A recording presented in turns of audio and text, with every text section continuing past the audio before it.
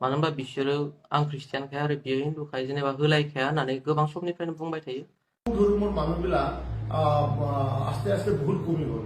যদি আমি ব্রহ্ম লিখো কিন্তু আমি বাথৌ সেৱা কৰোঁ।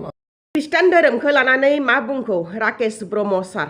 खुलुमबाय लोगोफोर, वेलकाम टू रमास अफिसियेल इउटुब चेनेलाव नोंथांमोनखौ फिन खेबसे बरायना लाहरनाय थानाय जाबाय। नैबे समावहा नोंथांमोननि खाथियावहा आङो मोननै आपडेट लाना फैनाय जादों।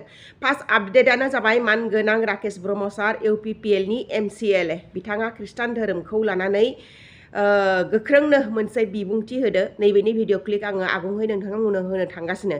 लोगोसेनो दाखालि बावै मिडियानि गेजेरजों फोरमायगासिनो दङमोन जे उदालगुरिनि सासे MA फरायनाय सिख्ला मास मोननैनिफ्राय गोमाना दङ होननानै।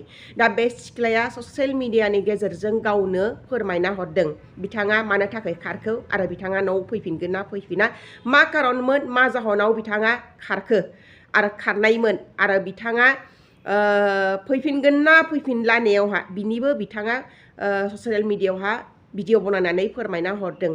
लोगोसेनो नोंथाङा जुदि आंनि चेनेलखौ साबस्क्राइब खालामाखैबा अननानै साबस्क्राइब खालामना ला, नटिफिकेशन बेल आइकनखौबो अन खालामना ला। लोगोसेनो कमेन्ट सेक्सनाव कमेन्ट हरदो नोंथांमोना नैबे भिडिअ क्लिपखौ नायनानै मारै मोनखो।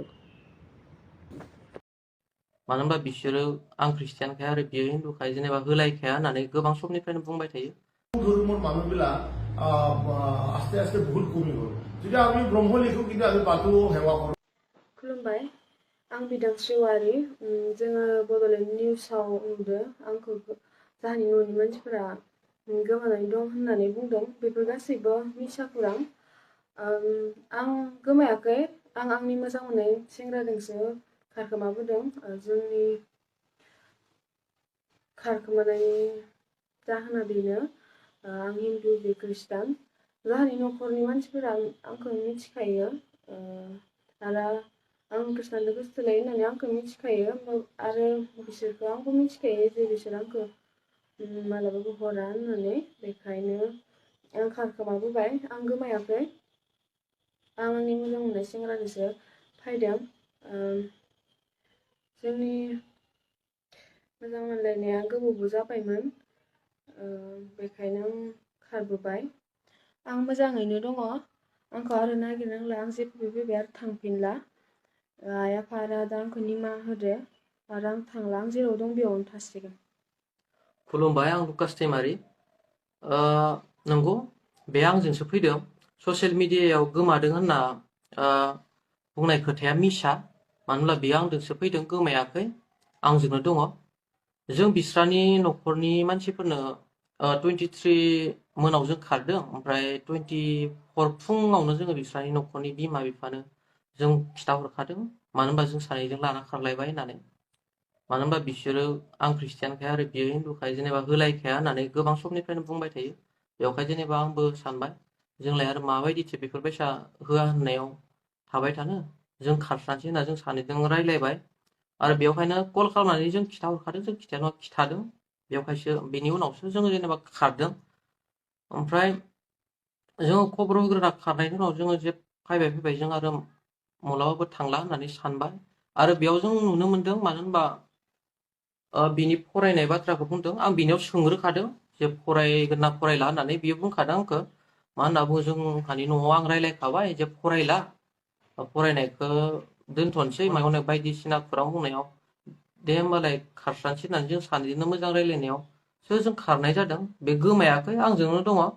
अननानै जोंखौ नागिरनांला। आरो जुदि मानियोब्लासो आं बेखौ लानानै आं न'आव थांफिनगोन। जुदि मानियाब्ला आरो जों माब्लाबाबो बे जायगानिफ्राय जों माब्लाबाबो न'आव थांफिना।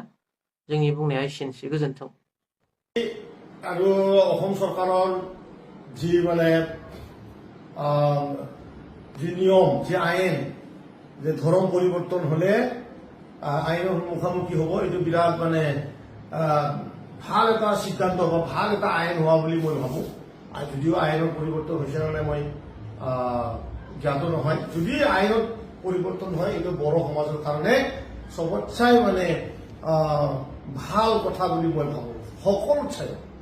কাৰণটোৱে হ'ল যে বড়োসকলে, বিশেষ কৰি আমাৰ এই উত্তৰ অঞ্চলত থকা বড়োসকলে বহুত গৰীব, আৰু সেই গৰীবৰ কাৰণে খ্ৰীষ্টানিজম যি ৱেষ্টাৰ্ণ কাণ্ট্ৰিবিলাকত আছে, ইউৰোপৰ যি কাণ্ট্ৰিবিলাক আছে, গ্ৰীচ, তেনেকুৱা ইউৰোপ কাণ্ট্ৰিবিলাকৰ পৰা আমি শুনিছো আৰু দেখিছো বহুত মানে ফাণ্ডিং হয় মিছনসমূহ আৰু মেডিকেলসমূহ চৰকাৰী ভাৱে যিমান মানে উন্নতি আনিব পাৰিছে তাত চাই খ্ৰীষ্টানিজম যোনটো আছে বেলেগ দেশৰ পৰা ফাণ্ডিং এইটো বহুত চলে আৰু যেহেতু গৰীবৰ সুবিধা ল'বলৈ অজস্ৰ ৰাস্তা আছে টিং পাত কিনি দি পেলাই বেমাৰৰ সুবিধা দি পেলাই এনেধৰণৰ যে খ্ৰীষ্টানিজমটো বড়ো সমাজত বহুত বাঢ়ি গৈছে মই সৰুকালৰ পৰা বিশেষ এটা এই ধৰ্মীয় লাইনত মোৰ অনুভৱ নাছিল বা মই ফিলিংটো অহা নাছিল কিন্তু যেতিয়াৰ পৰা মই এই বিদ্যাৰ অঞ্চলত ৰাজনৈতিকভাৱে হ'লেও